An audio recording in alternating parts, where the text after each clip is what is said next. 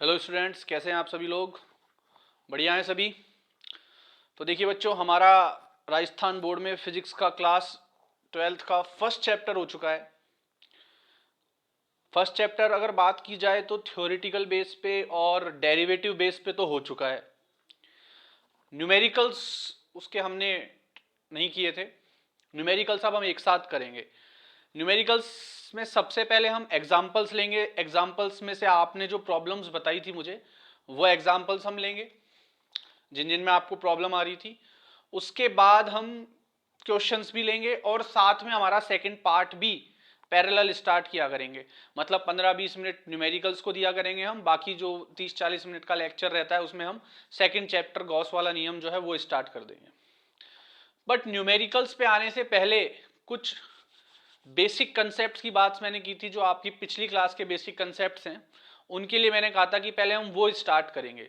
और उस basic concept में जो सबसे पहली चीज आती है, जो आना बहुत जरूरी है, जो टॉपिक है वो है वेक्टर्स, सदिश। वेक्टर्स बहुत इंपॉर्टेंट है, वेक्टर्स आना जरूरी है। ऐसे तो और भी कई चीजें हैं छोटी छोटी, बट फिलहाल हमारा एम्फेसिस, हमारा जो ध्यान है वो वेक्टर्स पे रहेगा। अब आप कहेंगे कि ठीक है सर, वेक्टर्स तो हमने 11th क्लास में पढ़ा था और कम से कम 8 से 10 दिन का समय लगा था उस चैप्टर को कंप्लीट करने में।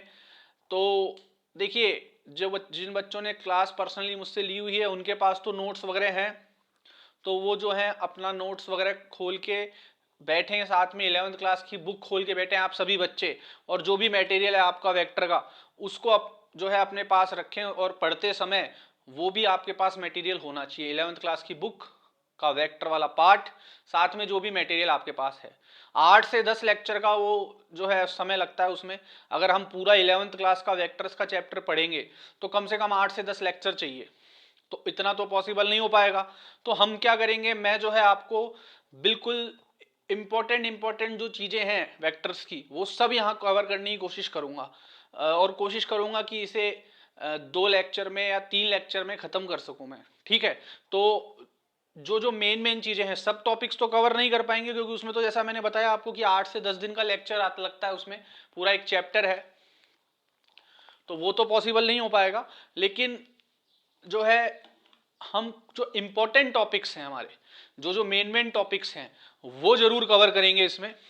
ठीक है, और जो भी हमारे आगे काम आने वाला है, तो आप लोग अपनी 11th क्लास की बुक, जो मटेरियल आपके पास, जो भी नोट्स वगैरह आपके पास हैं, वो साथ में अपनी कॉपी और पेन के साथ तैयार हो जाइए। हम स्टार्ट कर रहे हैं वेक्टर्स का बेसिक, क्योंकि वेक्टर्स के बेसिक के बिना न्यूमेरिकल्स में प्रॉब्लम आएगी, डेरिवेशंस आएगी आगे। अभी हमने पिछले 2-3 लेक्चर्स में कुछ डेरिवेशंस देखी जिनमें वेक्टर भी काफी काम आया था। ठीक है, तो बेसिक स्टार्ट करेंगे हम आज से, और जो भी 2 या 3 लेक्चर्स में जो भी इंपॉर्टेंट चीजें हैं वेक्टर्स की, उन्हें कंप्लीट करने की कोशिश करेंगे। ठीक है, तो आप लोग जो है कॉपी पेन के साथ तैयार हो जाइए, अपनी 11th क्लास की बुक और जो नोट्स आपके पास है उनको उनके साथ रेडी हो जाइए। हम स्टार्ट कर रहे हैं वेक्टर्स वाला चैप्टर। तो आप लोग जो है अपनी कॉपी पेन निकाल लीजिए।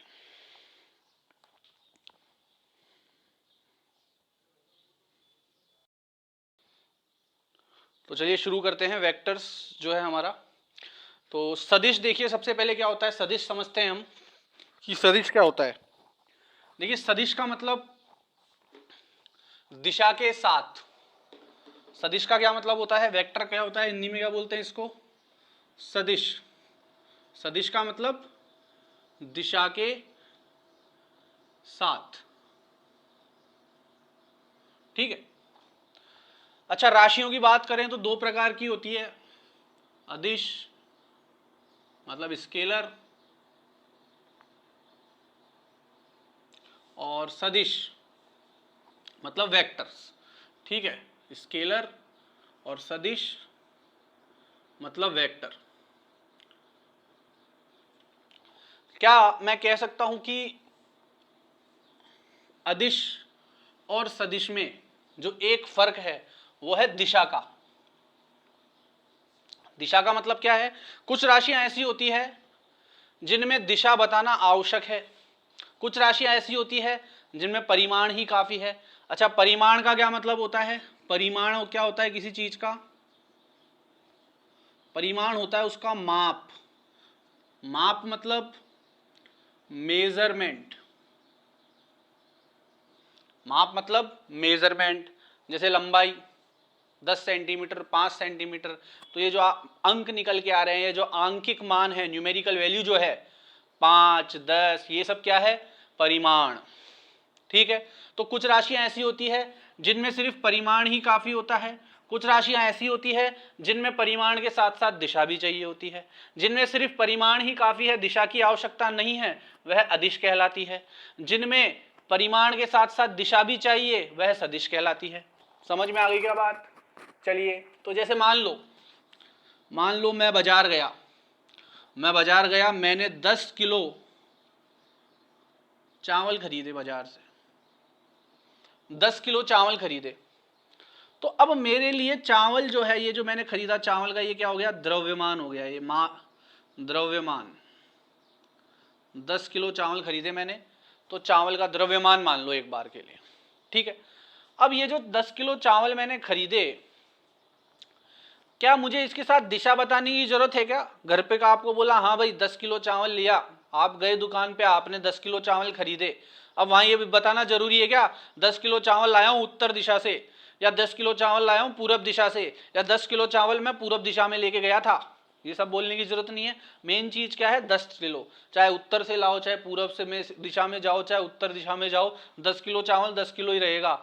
हाँ, समस्या कब आएगी? जब बोला 10 किलो के लिए था, लेके आए 9 किलो और पैसे दिया है 10 किलो के, तो परिमाण में अंतर आ जाए, 9 किलो चावल लेके जाओ तो समस्या हो जाएगी। तो घर वाले बोलेंगे भैया तेरे को पैसे 10 किलो के दिए थे, पैसे तू दुकान वाले को 10 किलो के दे के आया है, सामान तू 9 किलो ही लेके आया है, तो परिमाण में अंतर आ गया। तो मेन चीज क्या है यहाँ पे? परिमाण। परिमाण से फर्क पड़ रहा है, दिशा का कोई फर्क नहीं पड़ रहा, तो इसलिए मैं कह सकता हूं द्रव्यमान एक अदिश राशि है। ठीक है, इसी प्रकार से और भी कई राशियां होती है जो आप उदाहरण के तौर पे, जैसे मान लीजिए द्रव्यमान है, दूरी है। अच्छा, दो चीजें होती है, दूरी और विस्थापन, अभी अंतर समझ लेंगे। पहले से द्रव्यमान है, दूरी है, तापमान है, इन सब चीजों में हमें दिशा की आवश्यकता नहीं होती है। पूरी लिस्ट देखनी है तो 11वीं क्लास की किताब खोलिए, उसमें पूरी डिटेल दी हुई है। जैसा कि मैंने लेक्चर के शुरू में ही बताया, हम सिर्फ बेसिक देखेंगे, हम जो है इसमें ज़्यादा डिटेल में नहीं जाएंगे, क्योंकि हमें सिर्फ एक बेसिक स्ट्रक्चर समझना है वेक्टर्स का, ताकि हमारे 12th क्लास में हमें समस्या ना आए। ठीक है, चलिए, तो परिमाण का मतलब समझ में आ गया। ठीक है, तो मैंने कहा भाई द्रव्यमान है, इसमें दिशा की आवश्यकता नहीं है, इसमें दिशा की आवश्यकता नहीं है, तो यह तो हो गया अदिश। अब मान लो एक बक्सा पड़ा हुआ है यहाँ, इस बक्से, ये ए स्थान पे पड़ा हुआ है, इसे मुझे बी स्थान पे ले जाना है। ठीक है, ए से बी स्थान पे ले जाना है, ये ए स्थान है, ये बी स्थान मान लो, ए से बी पे ले जाना है। कैसे लेके जाऊंगा? मैं इस पे कुछ बल लगाऊंगा 10 न्यूटन का, मैं इस पे बल लगाऊंगा 10 न्यूटन का। व्यक्ति यहां खड़ा हुआ है और 10 न्यूटन का बल इस पे लगा रहा है, इस तरफ। अगर व्यक्ति मान लो यहां खड़ा है, बक्से के यहां खड़ा है, और ये व्यक्ति इस पे बल लगा रहा है 10 न्यूटन का इस दिशा में, तो यह बक्सा आगे चलने लगा और बी तक पहुंच गया। अब ये व्यक्ति यहाँ पे जो 10 न्यूटन का बल लगा रहा है, यह तो हो गया परिमाण। परिमाण को दर्शाने के लिए हम मॉड में लिख देते हैं उसको। ठीक है, मॉड में लिख देते हैं, मॉड्यूलस में, ये सब चीजें पता है आपको। तो 10 न्यूटन तो हो गया परिमाण।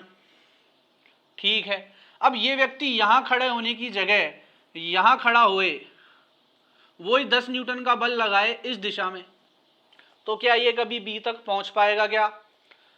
वो कहेगा अरे भाई मेरे को तो 10 न्यूटन का बल लगाना था, लगा तो रहा हूं, यहां की ना लगा के यहां लगा रहा हूं।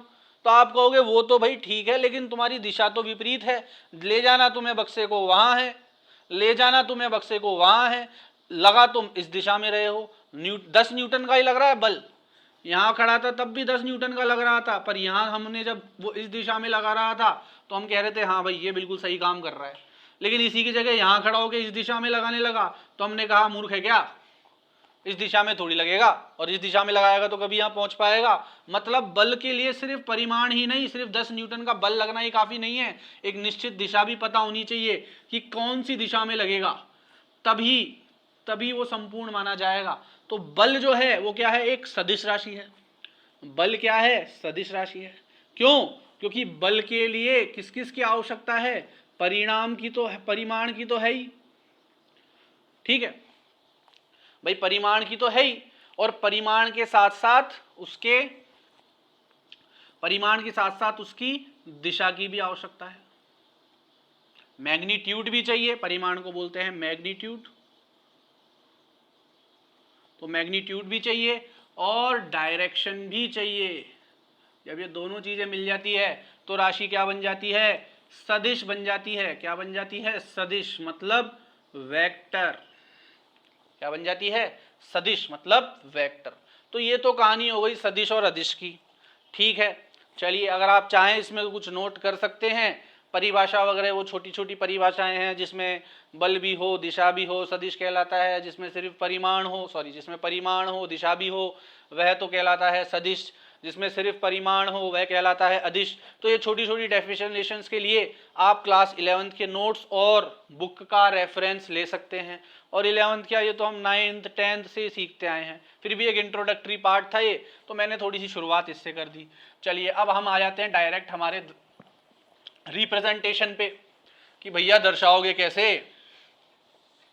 इसको दर्शाओगे कैसे। चलो देखते हैं कैसे दर्शाएंगे।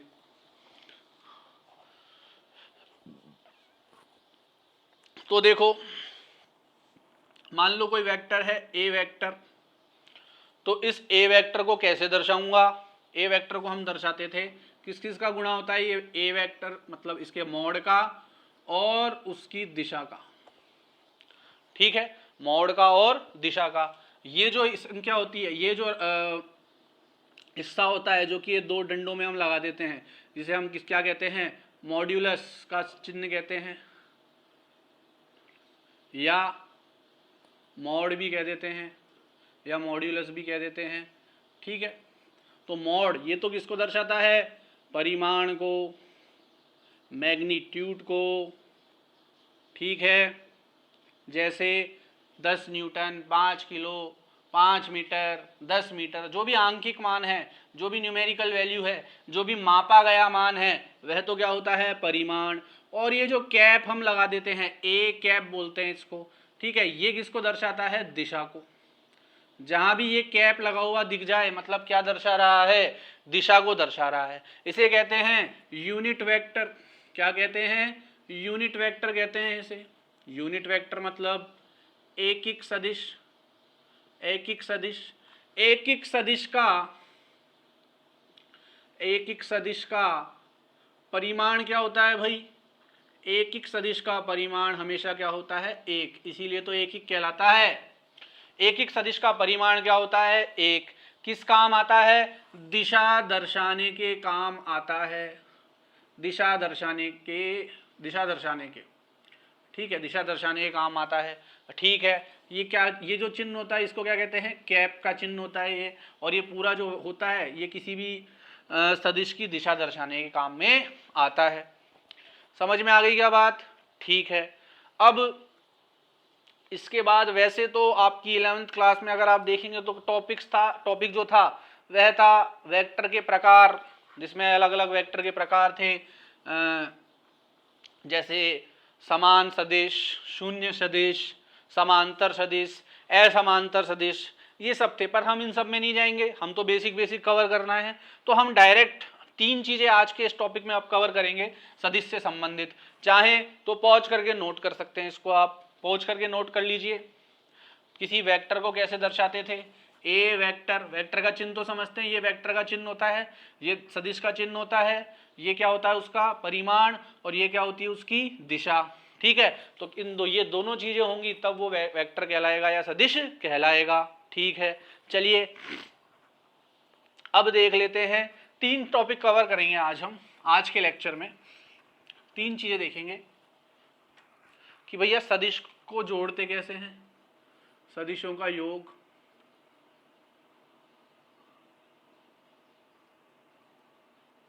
फिर सदिशों को घटाते कैसे हैं, ठीक है, सदिशों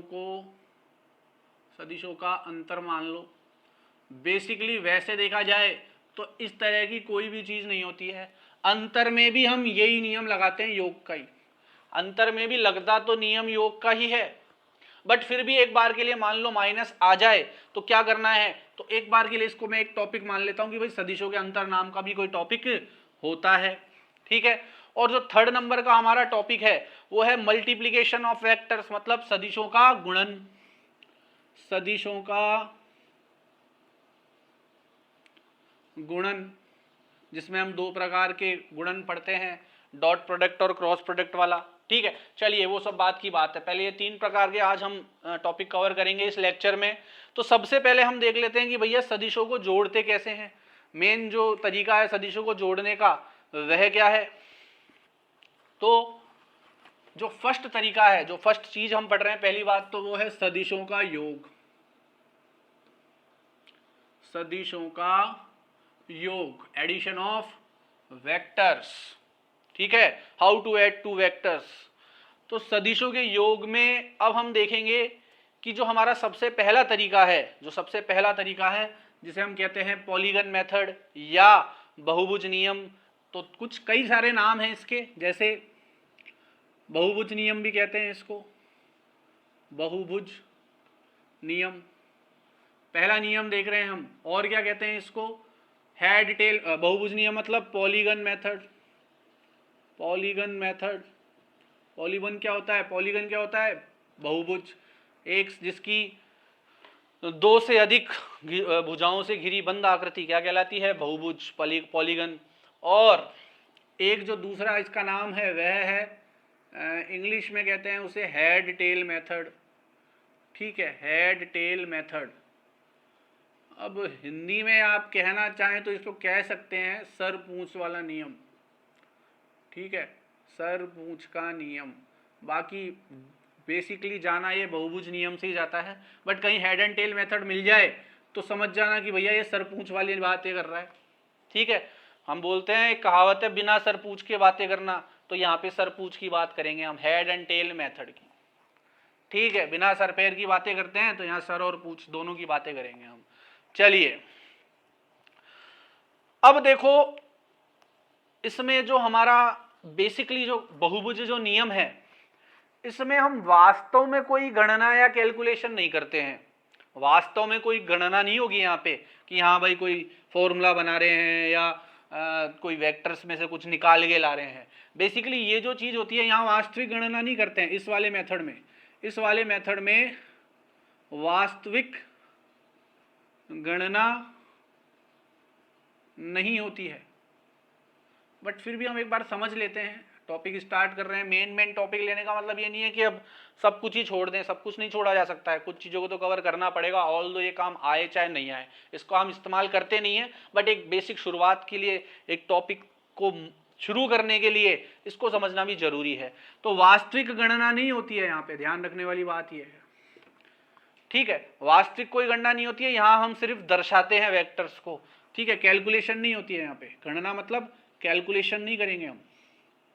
ठीक है, सिर्फ हम क्या करेंगे यहाँ पे दर्शाएंगे चीजों को। अब दर्शाते कैसे हैं, दर्शाया जाता है यहाँ पे, रिप्रेजेंटेशन किया जाता है सिर्फ।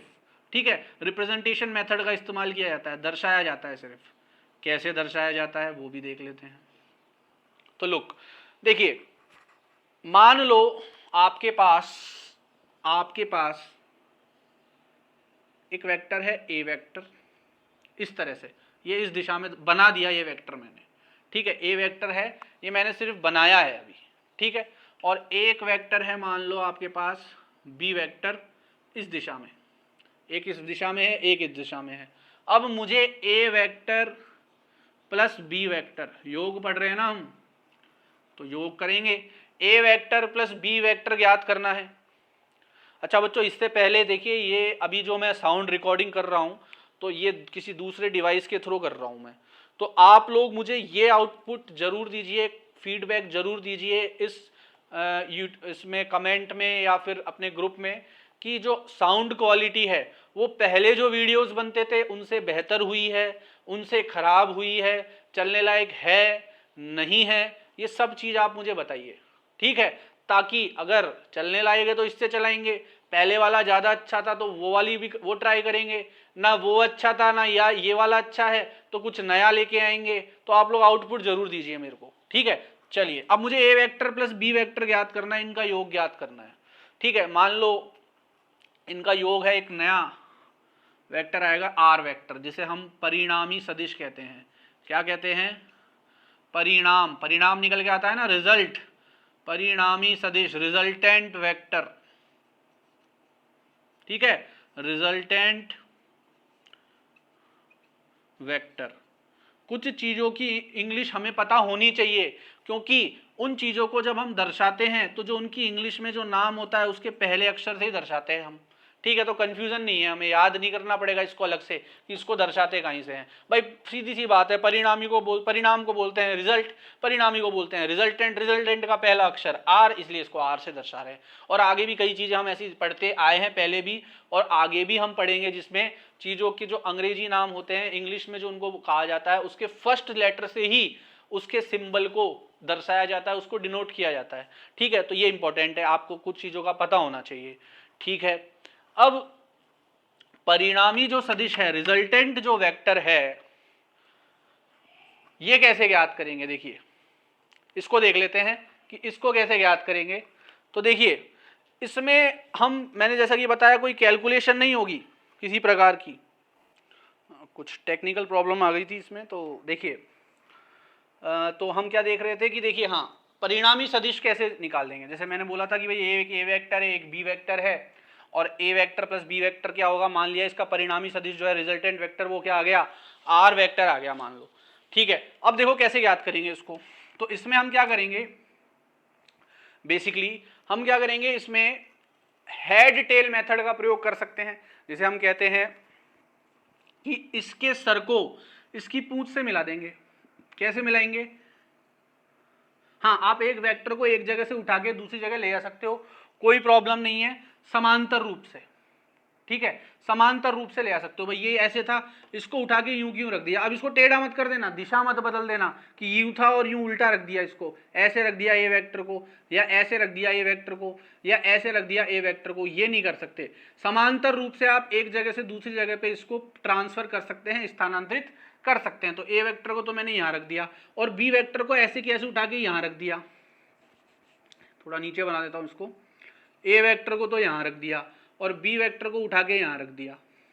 आ गई क्या बात समझ में? तो क्या किया मैंने, हेड एंड टेल, सर से किसको मिलाया, पूंछ को मिला दिया। सर से किसको मिलाया, पूंछ को।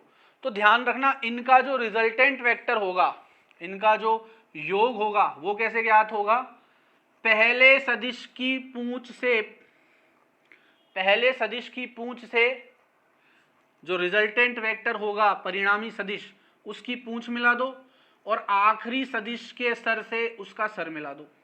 तो ये हमारा रिजल्टेंट वेक्टर प्राप्त हो जाएगा हमें। समझ में आ गई क्या बात? पहले जो रिजल्टेंट वेक्टर होगा वो कैसे प्राप्त होगा, ये सिर्फ देखो, ये सिर्फ हम चित्रण के द्वारा दर्शा रहे हैं, यहाँ कोई कैलकुलेशन नहीं हो रही है। रिजल्टेंट वेक्टर दर्शाने का तरीका है पॉलीगन मेथड में, बहुभुज नियम में, कि भाई अगर मान लो एक ए वेक्टर है, एक बी वेक्टर है, तो इनका योग आर वेक्टर परिणामी सदिश ज्ञात कैसे करोगे। तो उसका तरीका क्या है कि पहले तो इसको इधर रख दिया मैंने, इसको इधर रख दिया। जैसा कि मैंने बताया, सदिश को आप एक जगह से दूसरी जगह उठा के रख सकते हो बिना उसकी दिशा को बदले। ठीक है, दिशा नहीं बदलनी चाहिए, समांतर रूप से आप रख सकते हो, उसको स्थानांतरित कर सकते हो, शिफ्टिंग कर सकते हो, उसकी एक जगह से दूसरी जगह ले जा सकते हैं। ठीक है, तो देखो ए वेक्टर यहाँ था, बी वेक्टर यहाँ था, फिर मैंने क्या किया, रिजल्टेंट याद करने के लिए क्या किया मैंने, रिजल्टेंट ज्ञात करने के लिए जो रिजल्टेंट वेक्टर है उसकी पूंछ को तो इसकी पहले वाले की पूंछ से मिला दिया, और इसके सर को बाद वाले के सर से मिला दिया। तो ये जो हमारा वेक्टर निकल के आएगा, ये क्या कहलाएगा, रिजल्टेंट वेक्टर। चलो एक से वेक्टर और ले लेते हैं, मान लो सी वेक्टर और ले लेते हैं, तीन सदिश ले लेते हैं। तो मान लो ये ए वेक्टर था, ये बी वेक्टर था, और एक इस तरह से सी वेक्टर था। अब मुझे ए plus B plus C vector ज्ञात करना है। इनका भी परिणाम मान लो, परिणामी सदिश जो रिजल्टेंट वेक्टर आएगा वो आर वेक्टर ही है। ठीक है, तो इनको कैसे ज्ञात करेंगे, वही पैरेलल शिफ्टिंग कर लो, इनकी समांतर रूप से इनको शिफ्ट कर लो, ए को उठा के यहाँ रख दो। फिर दूसरे नंबर पे कौन है, बी, यहाँ बी है ना, फिर तो बी की पूंछ को ए के सर से मिलाओ, हेड को टेल से मिलाओ, सर को पूंछ से मिलाओ, बी के सर को उठा के ऐसे कैसे यहाँ रख दो, बी की पूंछ को ए के सर से मिला दिया, ये बी वेक्टर आ गया। ठीक है, अब जो सी है उसको उठा के बी पे रख दो, सी की पूंछ को बी के सर से मिला दो, सी की पूंछ को बी के सर से मिला दिया, सी की पूंछ को बी के सर से मिला दिया, बी की पूंछ को ए के सर से मिला दिया। तो अब इनका जो रिजल्टेंट वेक्टर परिणामी सदिश निकल के आएगा वो क्या आएगा, पहले सदिश की पूंछ से तो पूंछ मिलाओ और आखिरी सदिश के सर से सर मिला दो, हेड से हेड और टेल से टेल, तो ये आ गया हमारा आर वेक्टर। ठीक है, और ये क्या बन गया, एक क्या ये एक बहुभुज बन गया, चार भुजाएं हैं, पहले त्रिभुज बना था, त्रिभुज भी तो बहुभुज ही कहलाता है। ठीक है, तो ये जो है हमारा क्या कहलाएगा, ये हमारा कहलाएगा बहुभुज नियम।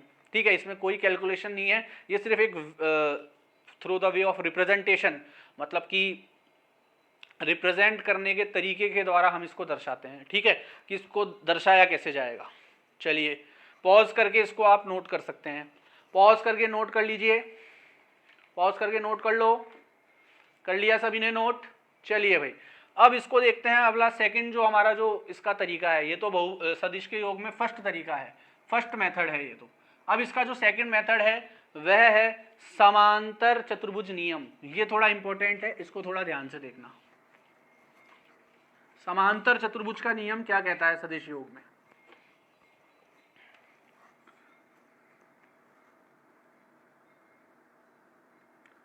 समांतर चतुर्भुज नियम किस चीज के लिए, वही सदिशों के योग के लिए। सेकंड नियम है ये 2 नंबर का, पहले नंबर का बहुभुज या हेड एंड टेल मेथड था, सेकंड नंबर पे समांतर चतुर्भुज या पैरेललोग्राम मेथड है। इसको और क्या कह सकते हैं, पैरेललोग्राम मेथड।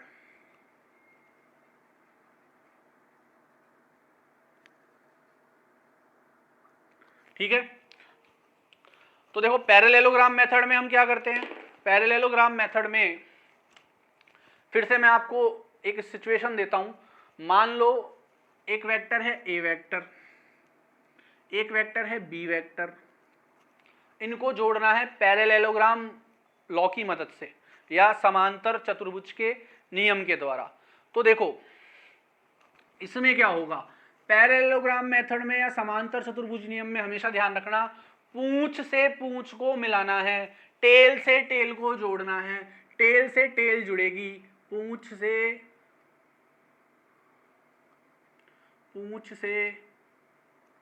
पूंछ को जोड़ना है। कोई प्रॉब्लम है क्या इसमें, कोई प्रॉब्लम है क्या।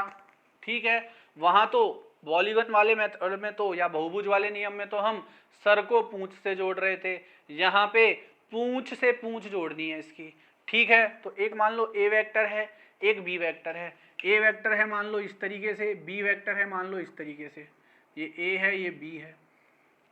ठीक है, चलो इसको उठा के मैं क्या करूंगा, वही पैरेलल शिफ्टिंग करूंगा और इसकी पूंछ से इसकी पूंछ को मिला दूंगा, इसकी पूंछ से इसकी पूंछ को मिला दिया।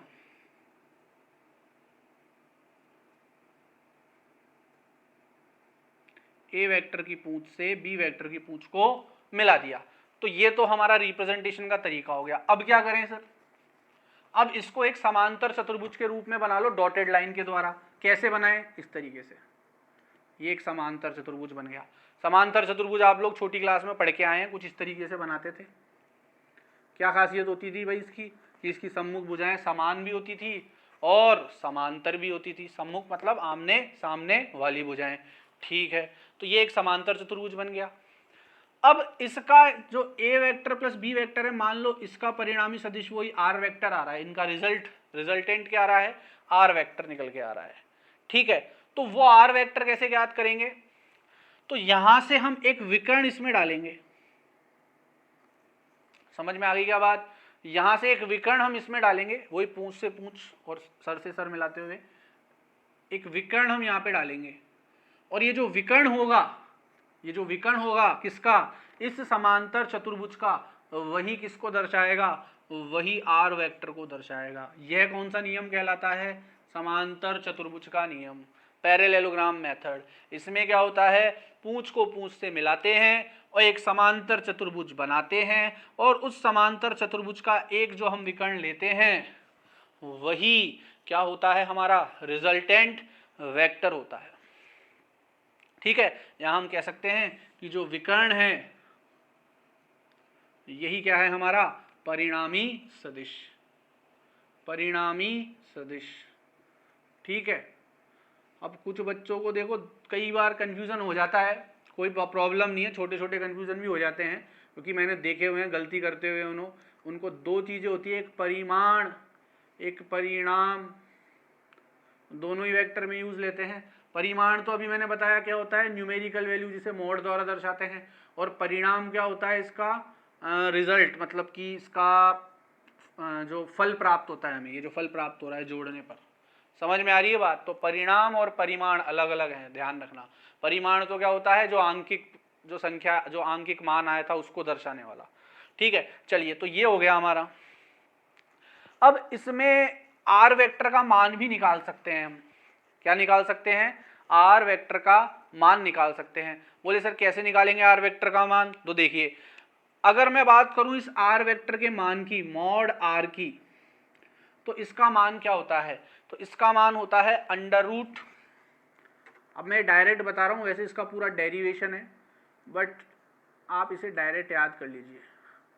Under root A square plus B square plus 2ab cos theta. अब बोले थीटा कहाँ से आ गया? ए तो समझ गए, चलो ठीक है, ए तो ये था, इसका परिमाण हो गया, बी इसका परिमाण हो गया, इसका थीटा क्या है? तो थीटा है ए और बी के बीच का कोण।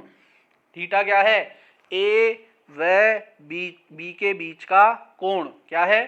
थीटा। थीटा, ठीक है, ये जो थीटा है वह ए व बी के बीच का क्या है? कोण है। मान लो एक उदाहरण ले लेता हूं, मान लो बल लगाया मैंने 5 न्यूटन का, तो इधर लगा दिया, ठीक है, और 10 न्यूटन का इधर लगा दिया। अब मुझे याद करना है इनका योग क्या होगा दोनों का। ठीक है, तो मैंने पूंछ से पूंछ मिलाया है, तो एक समांतर चतुर्भुज बनाऊंगा, विकर्ण को मिलाऊंगा, ये इनका परिणामी योग होगा। मान लो इनके बीच का कोण है 60 डिग्री। कितना है? 60 डिग्री है।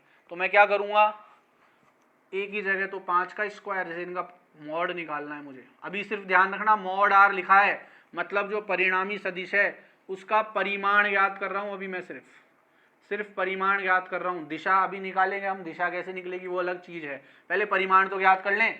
तो मॉड आर कितना होगा? अंडर रूट 5 का स्क्वायर प्लस 10 का स्क्वायर प्लस 2ab कॉस, और थीटा का मान कितना है दोनों के बीच में? 60 डिग्री है। थीटा का मान कितना है? 60 डिग्री। तो मॉड आर निकाल लो आप, जो भी आएगा, 5 का स्क्वायर 10 का स्क्वायर, अच्छा 2ab है, तो 2 इंटू 5 इंटू 10, ए की जगह 5 और बी की जगह 10, और cos 60 का मान निकाल के यहाँ रख के और इसको हल कर सकते हैं। तो बेसिकली क्या आएगा, ये रिजल्टेंट यानी कि परिणामी सदिश का क्या आएगा? परिमाण आ गया ये तो। अब बात कर लेते हैं दिशा की, कि दिशा क्या है इसकी। तो दिशा जो है वो हम दोनों वेक्टर के सापेक्ष निकालेंगे। पहले आप इसको पॉज करके नोट कर लीजिए, पॉज करके नोट कर लो इसको, पॉज करके नोट कर लो इसको। कर लिया क्या? चलिए आगे देखिए, इसको इरेज कर रहा हूं मैं, मिटा रहा हूं इसको, ठीक है। चलिए दिशा की बात कर लेते हैं, ये तो परिमाण की बात हो गई। परिमाण तो क्या बताया मैंने, मॉड आर का फॉर्मूला क्या होता है? Under root A square plus B square plus 2ab cos theta. अगर आपको डेरिवेशन देखना है तो 11th क्लास में बहुत अच्छे तरीके से इसको समझाया गया है मेरे द्वारा भी, और किताब में भी मिल जाएगा, आपके नोट्स चेक कर लीजिएगा, ठीक है, वरना किताब में भी इसका डेरिवेशन मिल जाएगा आपको, ठीक है। डेरिवेशन में हम नहीं जाएंगे अभी। अब आप बात कर लेते हैं इसकी दिशा की। ये तो परिमाण हो गया, जैसा कि मैंने आपको बताया परिणामी सदिश का, ये तो परिणामी सदिश का परिमाण हो गया। अब दिशा की बात कर लेते हैं, डायरेक्शन क्या होगी भाई इसकी, दिशा। तो देखिए इस परिणामी सदिश की जो दिशा होगी वो इसके सापेक्ष तो अलग होगी, इसके सापेक्ष अलग होगी। समझ में आ रही है बात? इसके सापेक्ष अलग होगी, इसके सापेक्ष अलग होगी। मान लो ये जो है, ये ए वेक्टर परिणामी सदिश के साथ मान लो θ1 कोण बना रहा है, और बी वेक्टर परिणामी सदिश के साथ θ2 कोण बना रहा है। समझ में आ गई क्या बात? वो तो θ1 कोण बना रहा है और वह θ2 कोण बना रहा है। तो अब क्या होगा, तो देखो इसके सापेक्ष बात करूं, ए के सापेक्ष, ठीक है, तो ए के सापेक्ष जो हमारी दिशा निकल के आती है वो हम दिशा निकालते थे tan थीटा से। टेन थीटा से निकालते हैं तो टेन थीटा 1 निकालेंगे यहाँ पे हम, ये दिशा निकालने का काम आता है। इसका भी पूरा एक्सप्लेनेशन दिया हुआ है, मैं सिर्फ आपको डायरेक्ट बता रहा हूँ अभी 12th क्लास के पर्पज से। तो दिशा कैसे निकालेंगे, tan theta 1 B sine theta 2, B sine theta 2 sorry B sine theta 2 नहीं, बी साइन थीटा, ठीक है, बटे A plus B cos theta, ये दिशा होती है। फिर से देख लो, अगर इसके सापेक्ष मतलब ये इससे कितना झुका हुआ है या ये इससे कितने डिग्री का कोण बना रहा है, तो ये इसकी दिशा को दर्शा रहा है। तो ए के सापेक्ष दिशा ज्ञात करनी है, तो टेन थीटा 1 बराबर बी साइन थीटा बटे A plus B cos theta. आ गई क्या बात समझ में। और अगर आपको बी के सापेक्ष ज्ञात करनी है दिशा, तो टेन थीटा 2 बराबर, अब सब कुछ उल्टा हो जाएगा, यहाँ बी था तो ए आ जाएगा, समझ में आ रही बात, जो जो वहां था उसका उल्टा कर देंगे, ए साइन थीटा बटे यहाँ ए प्लस बी था तो नीचे बी प्लस ए हो जाएगा, और कॉस थीटा की जगह कॉस थीटा ही रहेगा, ठीक है, ए साइन थीटा बटे बी प्लस ए कॉस थीटा। यह है बी वेक्टर के सापेक्ष रिजल्टेंट वेक्टर की क्या आ गई, दिशा आ गई, इसको भी नोट कर लो, ठीक है। तो ये हमारा पैरेललोग्राम मेथड है दो सदिशों का योग करने के लिए, जिसमें हम पहले सदिशों की पूंछ से पूंछ मिलाते हैं, ये ध्यान रखने वाली बात है, पूंछ से पूंछ, ठीक है भाई, पूंछ से पूंछ मिलाते हैं। आज बार बार में प्रॉब्लम हुए जा रही है, इसमें टेक्निकल कुछ समस्या आ रही है, चलिए पूंछ से पूंछ मिलाएंगे इसमें, ठीक है, आ गई बात समझ में। और कई एक्स्ट्रा इंटेलिजेंट होते हैं तो वो ये भी बोल देते हैं कि थीटा तो ये भी बन रहा है दोनों के बीच में, ये भी तो कोण है। भाई आपने उदाहरण लिया 60 डिग्री, ठीक है, मान गए आपकी बात, पर 120 डिग्री ये भी तो हो गया। तो ध्यान रखना, छोटा कोण ही लेना है हमें हमेशा। कौन सा कोण लेना है, छोटा कोण, बड़ा वाला कोण नहीं लेना है, छोटा वाला कोण ही लेना है। कुछ बच्चे दिमाग लगा जाते हैं कि कोण तो ये दोनों के बीच में ये वाला भी बन रहा है 120 डिग्री का, तो छोटा वाला कोण लेना है और पूंछ से पूंछ मिलानी है, तो समांतर चतुर्भुज का नियम बन जाएगा। ठीक है भाई, समझ में आ गई क्या बात। चलिए पॉज करके इसको नोट कर लीजिए, पॉज करिए और नोट कर लीजिए इसको, पॉज करके इसको नोट कर लो, फिर आगे देखते हैं। कर लिया है सभी ने नोट। चलो अब हम देखते हैं कि भाई घटाते कैसे हैं।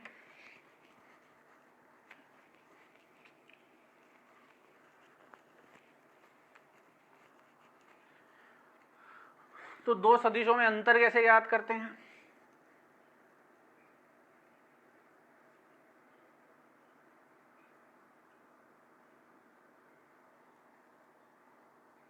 घटाएंगे कैसे इनको। अब मैं आपको बता दूं कि अंतर जैसी कोई चीज नहीं होती, अंतर में भी हम जोड़ का ही प्रयोग करते हैं, प्रयोग हम अंतर में भी योग का ही करेंगे, अंतर निकालने का कोई अलग से तरीका नहीं है हमारे पास। ठीक है, तो मैं अभी जो पहले वाला उदाहरण लिया था उसी का इस्तेमाल करूंगा। मैंने क्या बोला था, एक ए वेक्टर था, एक बी वेक्टर था, उनको मैंने जोड़ा था और मेरे पास रिजल्टेंट निकल के आया था समांतर चतुर्भुज के नियम से। ठीक है, समांतर चतुर्भुज का नियम ही लगाएंगे अभी भी हम। ठीक है, अब उसमें मैंने बताया था कि भाई मान लो एक बी वेक्टर ये है, ए वेक्टर ये है, और इसकी पूंछ से पूंछ मिला दी थी हमने, टेल टू टेल। ठीक है, इतनी कोई प्रॉब्लम नहीं है। फिर हमने एक समांतर चतुर्भुज बनाया था, ठीक है, और इसका जो विकर्ण यहाँ से निकाला था वही क्या था, हमारा परिणामी सदिश। यहाँ तक तो कोई प्रॉब्लम नहीं है ना, कोई समस्या नहीं है। चलिए अब अगर मैं बोलूं कि मुझे तो A vector minus B vector चाहिए, तो देखो ए वेक्टर माइनस बी वेक्टर को भी मैं प्लस के रूप में लिख दूंगा। क्या, A vector plus minus B vector, ये प्लस माइनस माइनस ही तो होगा बाद में, तो A vector plus minus B vector. समझ में आ गई क्या बात, बात आ गई समझ में। चलिए तो यहां पे मैंने कौन लिया था, थीटा, तो मेरे पास मॉड आर क्या निकल के आया था, under root A square plus B square plus 2ab cos theta. अब इसी चित्र को यहां बनाते हैं माइनस के लिए। तो देखो ए वेक्टर ये रहा, ए वेक्टर तो ये रहा मेरे पास, प्लस कर देंगे, ठीक है, माइनस का बी वेक्टर। अब देखने वाली बात है, ये कौन सा वेक्टर है भाई, प्लस का बी वेक्टर है, ये प्लस का बी वेक्टर है। अब बी वेक्टर के साथ माइनस का चिन्ह लग गया, वेक्टर के साथ क्या लग गया, माइनस का चिन्ह। देखो जब वेक्टर में माइनस का चिन्ह लग रहा है मतलब वह अपना जो समान सदिश है उसके विपरीत दिशा में है। बी वेक्टर ये रहा, बी वेक्टर अगर इस दिशा में है तो माइनस का बी वेक्टर इस दिशा में होगा, बी वेक्टर अगर इस दिशा में है तो माइनस का बी वेक्टर इधर होगा, बी वेक्टर इधर है तो माइनस इधर होगा। तो मतलब दिशा क्या हो जाएगी, विपरीत हो जाएगी माइनस लगते ही। तो पहले तो बी वेक्टर कहाँ था, पहले बी वेक्टर यहाँ था, बट अब हमें तो माइनस का बी चाहिए तो हम इसकी विपरीत दिशा में इसको लेंगे। ये हो गया हमारा माइनस का बी, ये कौन सा वेक्टर हो गया हमारा, माइनस का बी, ठीक है। अच्छा ये कोण इन दोनों के बीच में कितना था, थीटा, ये कितना था, थीटा। तो अब ये कितना बचेगा भाई, अगर ये थीटा था तो ये कितना आएगा, तो आपको पता है ये पूरा 180, ये थीटा रैखिक कोण युग्म बन रहा है ना, तो ये पूरा 180, तो ये थीटा, तो ये 180 माइनस थीटा। कोई प्रॉब्लम नहीं है यहाँ तक। ये कितना हो जाएगा, 180 माइनस थीटा हो जाएगा, ठीक है। तो अब हम यहाँ पे इसका अगर परिमाणामी सदिश की बात करेंगे तो यहाँ एक समांतर चतुर्भुज बना लेते हैं, यहाँ एक समांतर चतुर्भुज बनाएंगे और यहाँ जो समांतर चतुर्भुज बनेगा उसका यहाँ से विकर्ण निकालेंगे। तो ये कौन दर्शाएगा, ये किसको दर्शाएगा, आर वेक्टर को। तो इसको भी कर हम समांतर चतुर्भुज में जोड़ने वाले नियम से ही रहे हैं, बस प्लस ऊपर था तो माइनस हमने नीचे ले लिया। समझ में आ गई क्या बात, ठीक है। अब इसमें क्या करेंगे, तो देखो इसके अंदर जो आर वेक्टर का परिमाण आएगा, आर मॉड जो आएगा वो क्या आएगा, under root A square plus, अब यहाँ पे देखो माइनस जो है वो तो दिशा को दर्शा रहा है, वो तो किसको दर्शा रहा है, या माइनस तो दिशा को, तो ले ली ना हमने दिशा। बट परिमाण में, ये तो हम परिमाण निकाल रहे हैं तो परिमाण में दिशा का कोई मतलब नहीं होता। इसका परिमाण तो बी है, अभी भी माइनस का बी वेक्टर ले लो चाहे प्लस का बी वेक्टर ले लो, दोनों का परिमाण तो मॉड बी ही आएगा ना, ठीक है। प्लस माइनस है तो भैया तुम्हारा आपसी मामला है, तुम उल्टा सीधा जो भी होना है उधर और विपरीत दिशा में वो तुम जानो, मेरे तो मॉड हूँ, मुझे तुम्हारे चिन्हों से मतलब नहीं है। यहाँ हम आर का मॉड निकाल रहे तो इनका भी मॉड ही लेंगे, ए का मॉड ए रहेगा, बी का मॉड बी का मॉड्यूलस या बी का परिमाण बी लेंगे, माइनस बी मत ले लेना, ठीक है। 2 इंटू ए प्लस का ही लेंगे, बी भी प्लस का ही लेंगे। अब बात आती है कॉस, थोड़ा इधर लिख देता हूँ भाई, जगह की कमी पड़ गई है, under root A square plus, तो इसको माइनस का क्यों नहीं लेंगे, समझ में आ गया, माइनस तो सिर्फ दिशा को दर्शा रहा था, यहाँ तो मैं परिमाण याद कर रहा हूँ परिणामी सदिश का, प्लस 2ab कॉस, और थीटा की जगह अब कितना है दोनों के बीच में, थीटा तो ऊपर लिया था हमने, थीटा तो ऊपर लिया था जब यहाँ बन रहा था, अब तो 180 माइनस थीटा है दोनों के बीच का कोण। ये जो थीटा होता है ये क्या होता है, दोनों सदिशों के बीच का कोण कितना है, 180 माइनस थीटा, तो आर मॉड आर बराबर A square plus B square under root में। अब कॉस 180 माइनस थीटा, तो चतुर्थांश देख लो कौन सा पड़ रहा है, 180 माइनस थीटा द्वितीय चतुर्थांश में आएगा, और द्वितीय चतुर्थांश में A S T C all sine tan cos, तो सिर्फ साइन प्लस का होता है, बाकी सब काइन के होते हैं माइनस के। 180 माइनस थीटा है तो द्वितीय चतुर्थांश में आएगा, तो इसका मतलब कॉस 180 माइनस थीटा काइन का आएगा माइनस का, तो ये माइनस का मान यहाँ लगेगा, ये माइनस का मान कहाँ लगेगा, यहाँ, और माइनस का क्या बन जाएगा 2ab, और कॉस 180 माइनस थीटा क्या होता है, कॉस थीटा, ठीक है। कॉस का मान कॉस में रहता है, ये सब गणित में आपको सिखा चुका हूँ क्लास में भी, तो ये जो गणित है ये आपको पता होनी चाहिए, नहीं पता है तो कोई प्रॉब्लम नहीं है, धीरे धीरे हम और जो इंटीग्रेशन डिफरेंशिएशन कई छोटे छोटे टॉपिक्स हैं, ठीक है, वैसे तो आप सबको क्लियर है, पर कुछ बच्चे ऐसे भी हैं जो मेरे से पढ़े हुए नहीं हैं और वो भी कहीं ना कहीं इस वीडियो को अगर देख रहे हैं तो उनके लिए भी, अगर वो लेक्चर देख रहे हैं तो फिर बात पूरी समझ में आनी चाहिए। और आप लोगों के लिए भी जो बच्चे पढ़े हुए हैं या 11th में मुझसे पढ़ चुके हैं, उनको हालांकि मैंने पूरा कवर करवा दिया था पहले भी, बट फिर भी मानव जो है बुद्धि होती है भूलने की, उसकी जो है एक प्रकृति होती है, उसकी टेंडेंसी होती है, तो कोई प्रॉब्लम नहीं है, हम दोबारा रिवाइज कर लेंगे, ठीक है। तो इस चीज़ की आप टेंशन मत लीजिए, नहीं आता है, याद नहीं है, टेंशन नहीं लेनी है, नोट्स खोल के देख लो या तो, और मैं तो करवाऊंगा धीरे धीरे, एक बीच बीच में एक एक टॉपिक में लेता रहूँगा जहाँ जहाँ मुझे लगेगा कि हाँ यहाँ काम आने वाला है, ठीक है। क्योंकि फिजिक्स और मैथ दोनों पैरेलल चलती है एक दूसरे के साथ, मैथ और फिजिक्स, ठीक है। फिजिक्स जो है, फिजिक्स जो है वो मैथ के साथ चलेगी, अलग नहीं चल सकती, और मैथ फिजिक्स के साथ चलती है। समझ में आ रही है क्या बात, ठीक है। तो दोनों पैरेलल चलती रहती है साथ में। अब बात करते हैं, बट कहीं ना कहीं आप कह सकते हैं कि फिजिक्स जो है it is the father of the science, क्योंकि फिजिक्स जो है वो काफी विस्तृत रूप में है, उन्हीं की चीजों को मैथ समझाती है, बट फिजिक्स काफी विस्तृत रूप में है।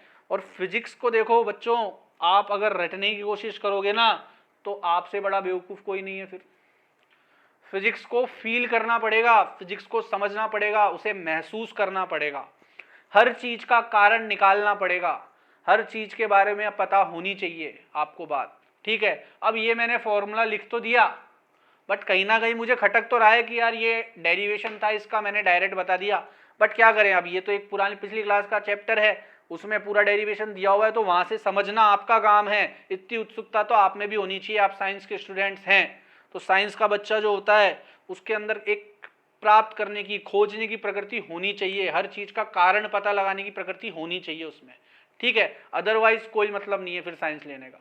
समझ में आ रही है बात। तो कहीं ना कहीं ये फिजिक्स है, ये हमारे जीवन के हर एक छोटी से छोटी घटना जो हमारे जीवन में घटती है उसका कारण है, ये फिजिक्स बताती है कि किस वजह से वो हुआ, ठीक है। तो जो भी हम करते हैं वो फिजिक्स है। आ रही है बात समझ में। तो फिजिक्स के साथ तो भैया प्यार में पड़ जाओ, लव विथ फिजिक्स, ठीक है, तब कहीं जाके समझ में आती है हर चीज। ऐसा नहीं इसे बर्डन की तरह ले रहे हैं हम, बर्डन की तरह लोगे तो कोई मतलब नहीं है, ठीक है। फिजिक्स है तो फिजिक्स की तरह उसको पढ़ो आप। आ रही बात समझ में, ओके। तो रटने वाला काम नहीं रखना है अपने को, कोई प्रॉब्लम है देखो अपने लेवल पे सर्च करने की कोशिश करो, जो खुद के लेवल पे खोज की जाती है ना बच्चे के द्वारा, जो खुद के लेवल पे वो चीजें ढूंढने की कोशिश करता है, फिर चाहे परिणाम उसको मिले सही या ना मिले, टीचर हेल्प कर देगा, पर जो उसने खुद ने कोशिश की ना, उसमें जो उसका दिमाग की सोचने की शक्ति विकसित हुई और उसमें जो जो उसको पता लगा वो कभी नहीं भूलेगा, भले टीचर का पढ़ाया हुआ फिर भी भूल जाएगा। तो खुद के लेवल पे कोशिश करते रहा करो। सिर्फ मैं बता रहा हूँ, कोई भी टॉपिक पढ़ाऊँ, मैं कोई भी टॉपिक पढ़ाऊँ यहाँ पे, या कोई भी टीचर आपको कोई भी टॉपिक पढ़ाए, टीचर से समझा बहुत अच्छी बात है, कॉपी में लिख लिया, तुरंत किताब खोलो जब भी उस टॉपिक को पढ़ना है, और पहले किताब में से देखो हर चीज देखो, कुछ छूट तो नहीं गया है, या कोई चीज ऐसी तो नहीं है, कोई डेरिवेशन है या कोई टॉपिक है उसमें कुछ रह तो नहीं गया है, या जो चीज यहाँ लिखाई गई थी क्या वो यहाँ भी वैसी बताई गई है तो क्या बताई गई है, मतलब खोज करते रहो। साइंस है ये, ठीक है, फिजिक्स है। चलिए, तो मॉड आर बराबर कितना आ गया, A square plus B square, cos 180 minus theta होता है माइनस का कॉस थीटा, तो माइनस तो शुरू में लग गया और कॉस थीटा यहाँ आ गया। ये आ गया हमारा घटाने का तरीका। तो घटाने में भी कहीं ना कहीं हमने काम तो जोड़ वाला ही किया है। काम क्या किया है हमने, जोड़ वाला ही किया है। समझ में आ गई क्या बात।